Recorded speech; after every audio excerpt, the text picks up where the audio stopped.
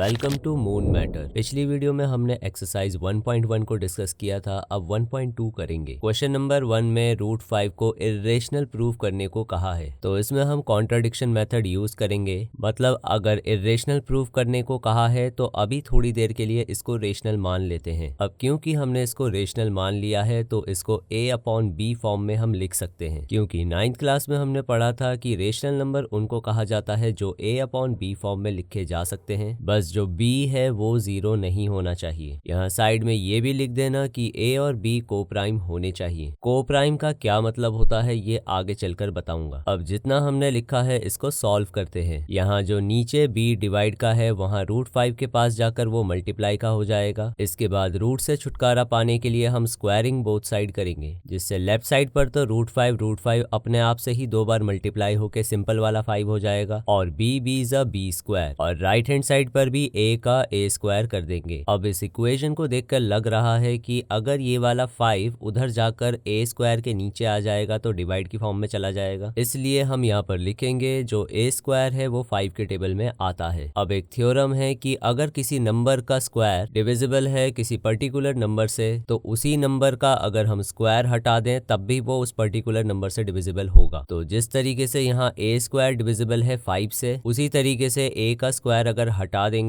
तब भी वो डिविजिबल रहेगा 5 से। अब यहाँ ऑब्जर्व करो, अगर a स्क्वायर को 5 से डिवाइड करेंगे तो जो आंसर आएगा वो होगा b स्क्वायर। लेकिन जो नॉर्मल वाला a है अगर उसको 5 से डिवाइड करेंगे तो क्या आएगा हमें नहीं पता, इसीलिए उसको हम c मानेंगे। अब इस इक्वेशन को भी सॉल्व कर लेना। जो डिवाइड का 5 है उधर जाकर मल्टीप्लाई का हो जाएगा। इसमें भी स्क्वायरिंग बोथ साइड करेंगे तो a ज़ा a स्क्वायर होगा, 5 ज़ा 25 होगा और c ज़ा c स्क्वायर होगा। अब याद करो a स्क्वायर की वैल्यू हमने निकाल रखी है जो कि है 5b स्क्वायर, इसीलिए a स्क्वायर के नीचे यहाँ 5b स्क्वायर को पुट करेंगे। अब आगे चलकर जब इस 5 को 25 से काटेंगे तो 5 ज़ा 25 आएगा, जो 5 मैंने यहाँ लिख दिया है। अब इस इक्वेशन को देखकर भी लग रहा है कि b स्क्वायर जो है वो भी 5 के टेबल में आता है। अगर b स्क्वायर 5 के टेबल में आता है तो डेफिनेटली जो बिना स्क्वायर वाला सिंपल b है वो भी 5 के टेबल में आएगा। इन सब से हमें ये तो समझ आ गया कि a और b दोनों 5 के टेबल में आते हैं, इसीलिए a और b का कॉमन फैक्टर होगा 5। याद करो बहुत पहले हमने ऊपर को प्राइम लिखा था, तो को प्राइम उन नंबर्स को बोला जाता है जिनके आपस में कोई भी कॉमन फैक्टर नहीं होना चाहिए। लेकिन यहाँ पर तो कॉमन फैक्टर है जो कि 5 है, इसीलिए स्टार्टिंग में जो हमने अजम्पशन लिया था कि रूट 5 रेशनल है वो एक्चुअली में गलत अजम्पशन था, इसीलिए हम बोलेंगे कि रूट 5 इर्रेशनल है। नेक्स्ट क्वेश्चन पर आते हैं। इसमें भी हमें इस वाले नंबर को इर्रेशनल प्रूव करना है, पर देख सकते हो कि इस नंबर के अंदर 2 टर्म्स है, यानी कि ये बाइनोमियल टर्म है। फर्स्ट लाइन तो वही लिख देंगे जो हमने क्वेश्चन नंबर 1 में किया था कि इसको थोड़ी देर के लिए रेशनल मान लेंगे। अब जो इस तरह के बाइनोमियल टर्म वाले क्वेश्चन होते हैं हमें उसमें ध्यान रखना है कि इसके अंदर जो रूट वाला पार्ट है वो आगे चल करके किसी तरह अकेला हो जाए। तो लेफ्ट साइड से मैं यहाँ प्लस का 3 रिमूव कर देता हूँ, पर उधर जाकर वो प्लस का 3 माइनस का हो जाएगा। अब माइनस करने के लिए हमें यहाँ पर देखना होगा कि a के नीचे तो b है, पर क्या 3 के नीचे b है? 3 के नीचे एक्चुअली कुछ भी नहीं है, तो हम 1 मान लेंगे। अब इन दोनों फ्रैक्शन के डिनोमिनेटर सेम करते हैं। उसके लिए हमें करना होगा b1 ज़ा b, a1 ज़ा a, उसी तरह 3b ज़ा 3b। अब लेफ्ट साइड पर ऑब्जर्व करो, क्या रूट 5 अभी भी अकेला हुआ? हम देख सकते हैं कि अभी भी रूट 5 के साथ 2 चिपका हुआ है, तो अगली लाइन में 2 को रिमूव कर देंगे, पर क्योंकि वो चिपका हुआ यानी मल्टीप्लाई का था तो अदर साइड जाकर वो डिवाइड का हो जाएगा। अभी जो इसका राइट हैंड साइड हमने निकाला है a-3b/2b, वो a और b से मिलकर बना है जो कि इंटीजर्स हैं, इसी वजह से ये रेशनल है। लेकिन जो लेफ्ट साइड पर आंसर आ रहा है वो तो इर्रेशनल है, इसीलिए यहाँ पर भी कॉन्ट्रडिक्शन हो रहा है, जिससे ये पता लगता है कि जो अजम्पशन हमने स्टार्टिंग में लिया था वो गलत है, इसीलिए ये वाला नंबर इर्रेशनल होगा। क्वेश्चन नंबर 3 के फर्स्ट पार्ट पर आते हैं। अब इसमें हमें 1/√2 को इर्रेशनल साबित करना है, तो पहली लाइन तो वही लिख देंगे, इसको थोड़ी देर के लिए रेशनल मान लेंगे। अब क्योंकि इसको इर्रेशनल माना है तो इसको भी a/b फॉर्म में लिखेंगे। इसमें भी हमें ध्यान रखना है कि जो रूट वाला नंबर है वो किसी भी तरह अकेला करना है। रूट 2 यहाँ नीचे था तो उधर जाकर वो ऊपर आ जाएगा, और राइट हैंड साइड पर जो b है वो अभी नीचे है, पर लेफ्ट साइड पर जाकर वो ऊपर आ जाएगा। उसी तरह a अभी ऊपर है पर अदर साइड जाकर वो नीचे आ जाएगा, तो हम बोलेंगे क्योंकि a और b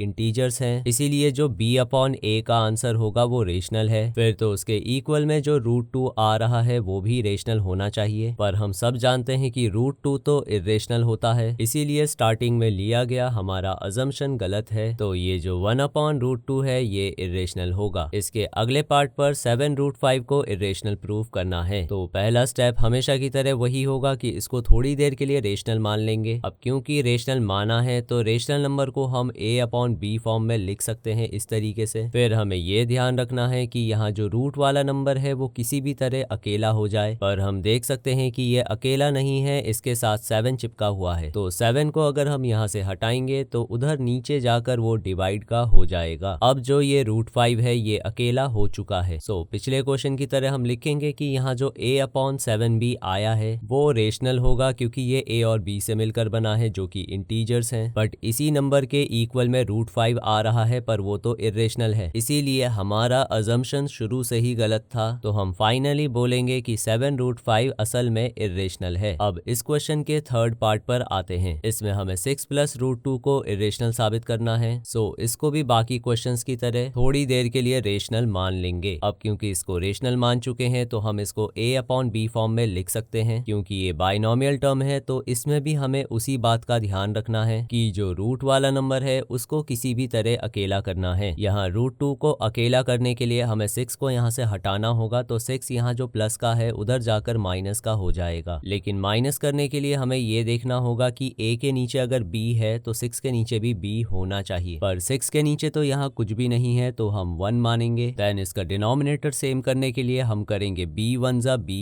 देन इधर से a1 * a, देन उधर से 6 × b 6b। अब हम लिखेंगे कि ये जो हमारा आ रहा है a - 6b/b ये रेशनल है, क्योंकि ये a और b से मिलकर बना है जो कि इंटीजर्स हैं। लेकिन इसी के इक्वल में जो लेफ्ट साइड पर आ रहा है वो तो √2 है जो कि इरेशनल है, इसीलिए हम लिखेंगे कि हमने जो अजम्पशन लगाया था वो गलत है, और कॉन्ट्राडिक्शन की वजह से अब जो ये 6 + √2 है वो इरेशनल होगा। तो इसी के साथ एक्सरसाइज 1.2 कंप्लीट हो गई है और चैप्टर 1 भी पूरा। मेक श्योर कि इन क्वेश्चंस के साथ साथ तुम लोग एग्जाम्पल भी प्रैक्टिस करो। मिलते हैं नेक्स्ट वीडियो में, तब तक के लिए लेवल अप योर लर्निंग।